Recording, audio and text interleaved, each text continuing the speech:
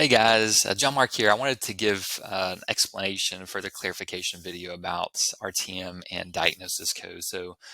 After the webinar I recorded and sent out, I had a case example of a neurologic case with a diagnosis code of difficulty walking, and I had explained in the training in the recorded webinar that that case does not qualify for RTM because of the diagnosis code.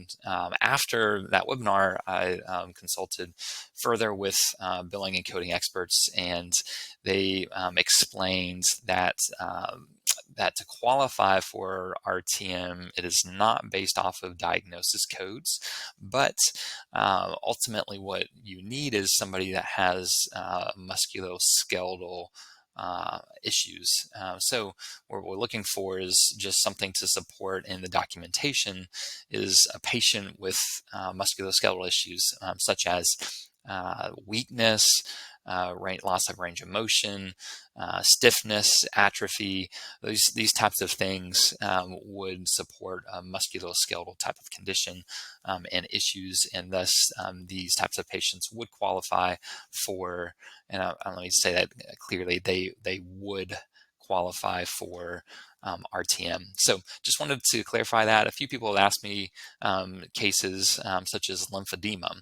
A question I would ask, to a lymphedema therapist is, do your patients suffer from stiffness, weakness, difficulty with movement because of the musculoskeletal system? If that is the case, then they would qualify. Let me say that they would qualify. So yes to RTM.